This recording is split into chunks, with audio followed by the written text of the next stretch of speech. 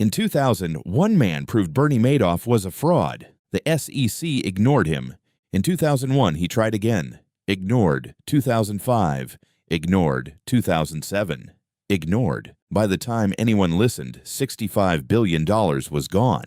This is the story of how the biggest financial fraud in history stayed hidden for 17 years, and the one man who tried to stop it. Bernie Madoff built his reputation over decades. He wasn't some backroom con artist. He was chairman of NASDAQ.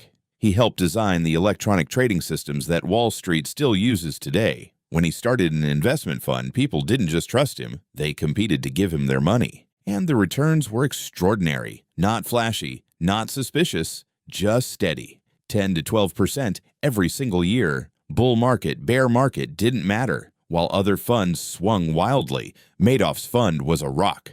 That consistency was the con. No real investment produces steady returns regardless of market conditions. Markets are chaotic. Even the best fund managers in the world have losing months. But Madoff's clients didn't know that, or didn't want to know it, because the money kept coming, so nobody asked questions.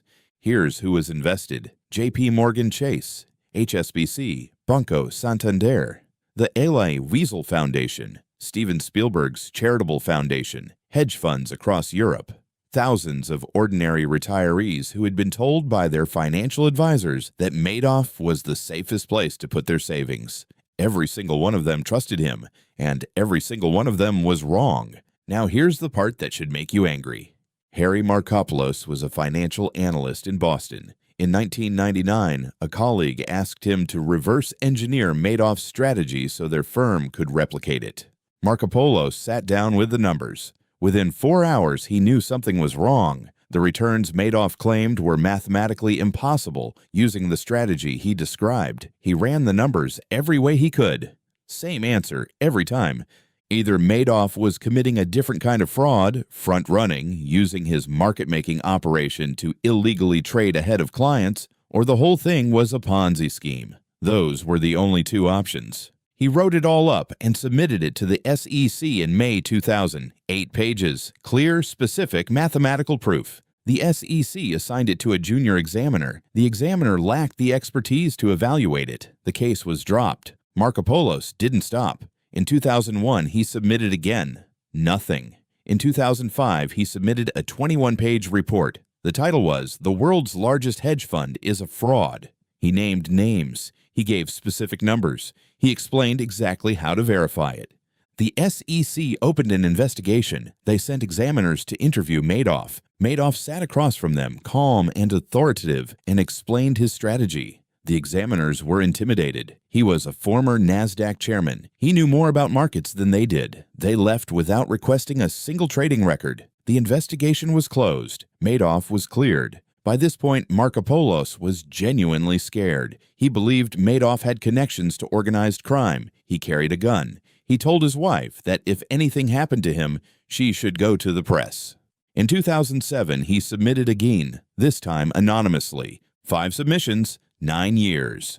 The SEC never once requested Madoff's actual trading records from the clearinghouse that held them, records that would have immediately shown that most of the trades simply didn't exist. Later it emerged that one of the SEC examiners assigned to investigate Madoff was romantically involved with his niece. Think about that for a moment. The only person in the world actively trying to expose the fraud was ignored 5 times.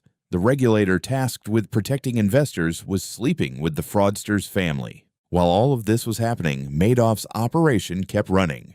The mechanics were straightforward. New investor money paid returns to old investors. As long as more money came in than went out, the scheme survived. Madoff fabricated monthly statements. He invented trade confirmations. His back office, a small team hidden on a separate floor, manufactured an entire paper reality that matched whatever returns he had promised.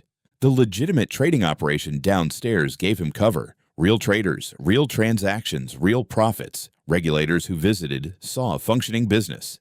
They never looked at the other floor. For 17 years, it worked. Then in September 2008, Lehman Brothers collapsed. The financial crisis hit every investor simultaneously. Hedge funds that had borrowed heavily needed cash fast. Wealthy individuals watched their other investments collapse and wanted to move to safety. Institutions needed liquidity. Everyone called Madoff at once. In October and November 2008, redemption requests totaled approximately $7 billion. Madoff had about $300 million in actual cash. He tried to keep it going. He sent out $300 million in payments, hoping the requests would slow down. They didn't. On December 9, 2008, he called his two sons, Mark and Andrew, who ran the legitimate trading operation, into his Manhattan apartment. He told them the investment advisory business was a fraud, that it had always been a fraud, that he was finished. His sons had worked for him for years. They had no idea.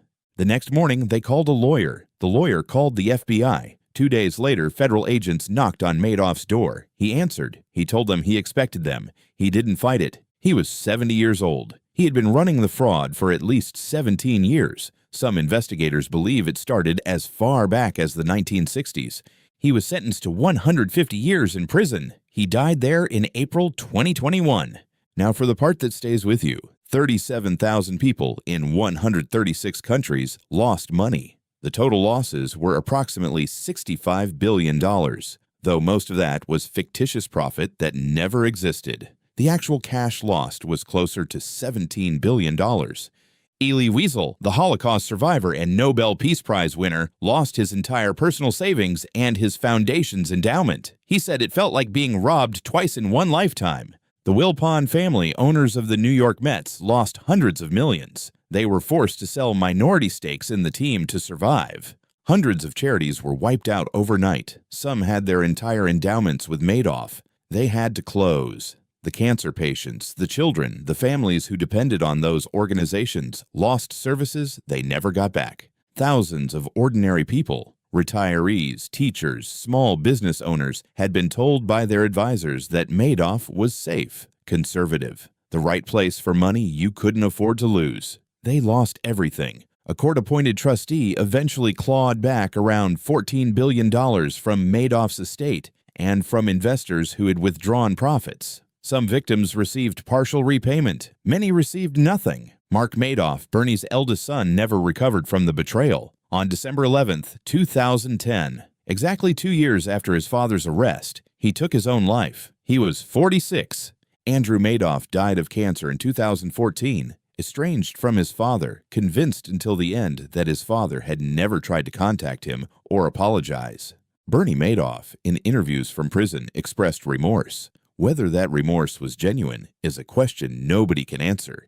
Here is what this story actually teaches you. Madoff's clients weren't stupid. They were bankers, lawyers, hedge fund managers, Nobel Prize winners. The people who lost money were sophisticated. They had access to information and expertise that most people don't. They still lost everything because the fraud didn't exploit ignorance. It exploited trust, and 3 specific kinds of trust that are just as common today as they were in 2008.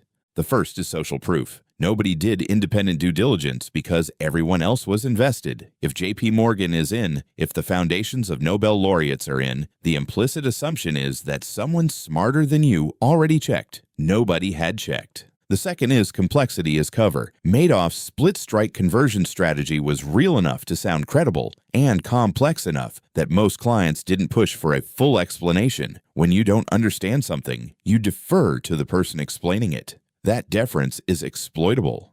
The third is regulatory faith. Most of Madoff's investors assumed that because he was regulated, because the SEC existed, because he was a former NASDAQ chairman, because he filed the right paperwork, someone was watching. Nobody was watching. The regulator's job is to maintain the system. Your money is not the system. The most exclusive investment in the room is not the safest. Access is not evidence. Consistency is not proof. And the person who sounds the most authoritative is sometimes the most dangerous person in the room. Verify independently. Understand what you own. And if the returns seem too consistent,